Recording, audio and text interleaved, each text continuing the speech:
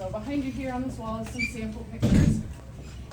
When we turn the showers on in the cell block, and again, you'll be able to see that when we go in. This is a sink in the day room, and then this is just the port window there, that's inside the shower. When the showers get turned on, our pipes are leaking. And so this is a sample picture of what that looks like while the water's running. And then this one is after when it's dry. This is the block that we're gonna walk into.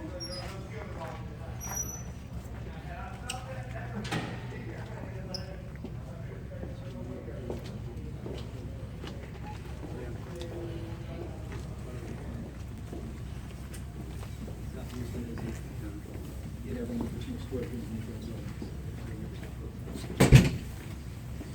But we call it cutback so they can make, pass it.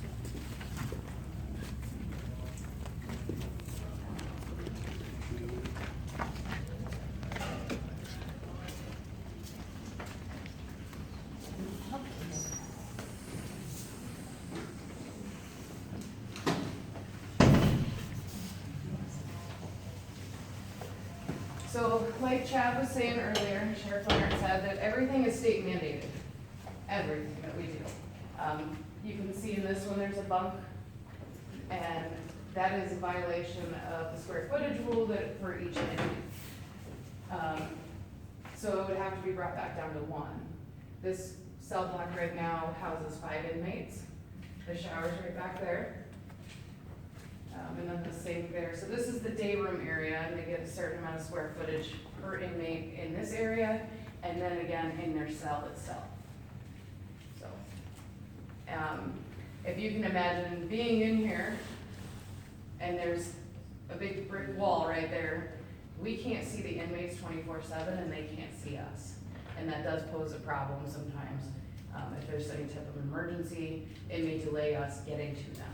There is a camera up there that the control room operator can see 24/7. There's somebody always watching cameras all the time here. But when we're walking around, we can't see in except for in that little window right there.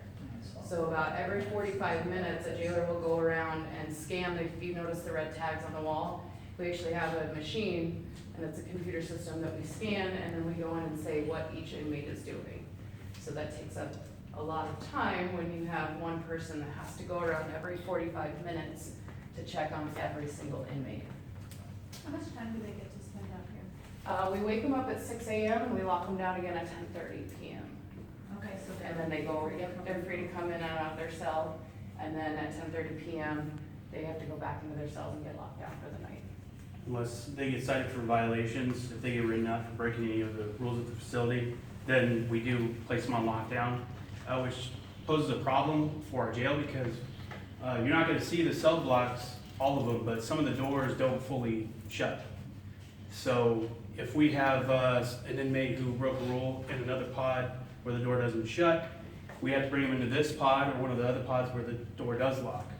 And it poses a problem with moving inmates, because then when you go to move an inmate, they're comfortable in their cell and they wouldn't want to move. And sometimes we would have to come into the cell and make them get out of the cell so we can move the inmate to be locked down.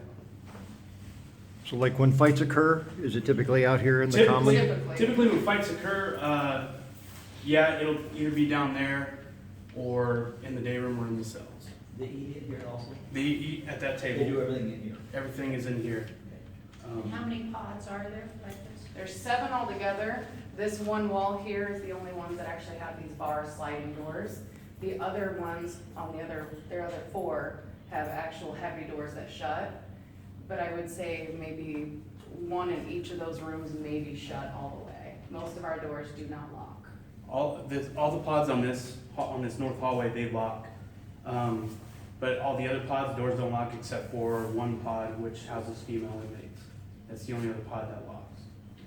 So you're saying if you have 35, you got 5 here times 7, people have places for 35 minutes? As far as beds, each cell block has a different number of beds because some of them will have double bunks and some of them will have single, and some of them have 3 cells versus 4. Oh, okay, So- gotcha. That's a rough estimate, yes. And then we do have special status cells, which then the special status inmates are checked on every 15 minutes rather than every 45 minutes. So if we get 15, 30, and 45-minute checks, that's taken a lot of officers just to do that alone.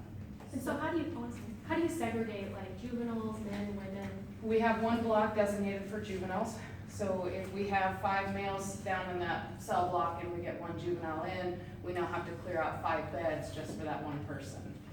If we have 3 people on special status, that takes up all my special cells, which drops the number from 13 to 3.